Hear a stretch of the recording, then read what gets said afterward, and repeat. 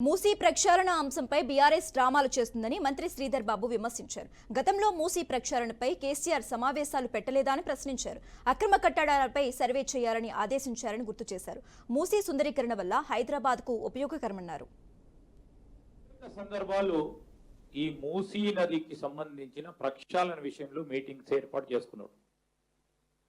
ఆ మీటింగ్ కి సంబంధించిన అన్ని మినిట్స్ స్పష్టంగా ఈ రోజు రికార్డులు ఉన్నాయి.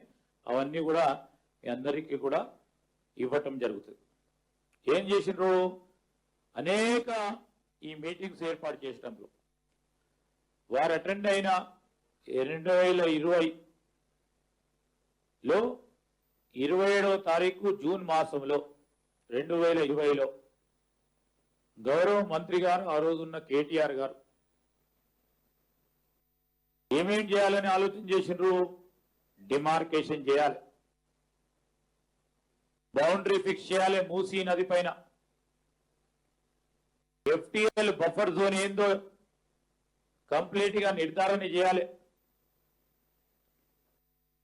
మాస్టర్ ప్లాన్ ని కూడా పూర్తి స్థాయిలో నిర్మాణం చేయాలని జిల్లా కలెక్టర్స్ కి, హైదరాబాద్, రంగారెడ్డి, మెడ్చల్ కి ఈ ఒక ఆదేశాలు ఇవ్వటం జరిగింది.